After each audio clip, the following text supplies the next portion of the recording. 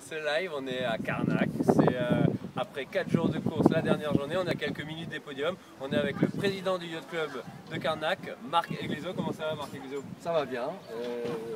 4 jours de beau temps, 4 jours de mer sympa, belle course.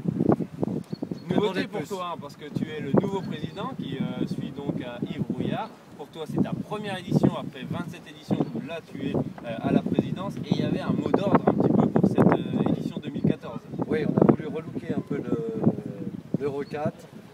Plus de convivialité, plus d'écoute des coureurs, de la part des organisateurs, des comités de course. A priori, tout le monde est satisfait. Donc, mission accomplie. Mission accomplie donc pour cette édition. On aura bien sûr les podiums, vous allez avoir toutes les interviews aussi des coureurs, que ce soit les Hollandais, les Espagnols, les Belges, les Suisses, les Anglais, les Italiens, tout le monde était très content. Cédric Fraboulet, toi tu es à la Fédération Française de Voile et c'est aussi une date très importante là pour ce premier week-end de mai, l'Euro 4.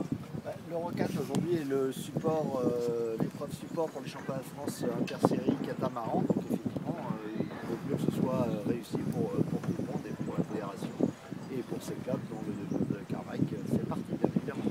La particularité c'est que toi tu t'entraînes, bon pas en catamaran, en skiff ici. Comment tu peux aussi décrire ce spot, cette baie de Quiberon pour la voile, pour que ce soit les dériveurs, les catamarans, l'habitable, la planche à voile? Je pense que la baie de Quiberon aujourd'hui, tout le monde le sait, sauf peut-être même ceux qui y habitent, c'est-à-dire que la baie de Quiberon est l'un des plus beaux plans d'eau du monde, qui nous est envié par beaucoup, dans le monde entier, par beaucoup de coureurs. Hein. Quand on se balade un petit peu, quand on va courir à l'étranger, les compétiteurs connaissent la baie de Quiberon, connaissent le club de Carnac, connaissent la société nautique de la Tréqueux-sur-Mer et ont toujours plaisir à venir régater ici. Donc Paris gagné, hein, Marc nous parlait de convivialité, les performances, hein. Il y a eu 7 courses qui ont été courues par quasi 200 bateaux.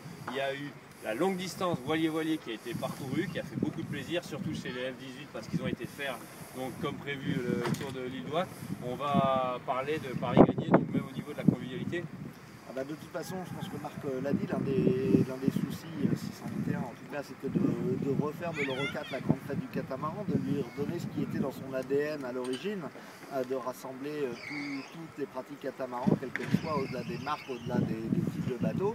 On ne va pas se voiler la face, on a connu un certain nombre de difficultés, mais c'était l'édition du renouveau, et maintenant, comme tout renouveau, c'est à confirmer pour les prochaines années, et j'espère qu'on aura d'aussi belles éditions que celle qui se termine aujourd'hui.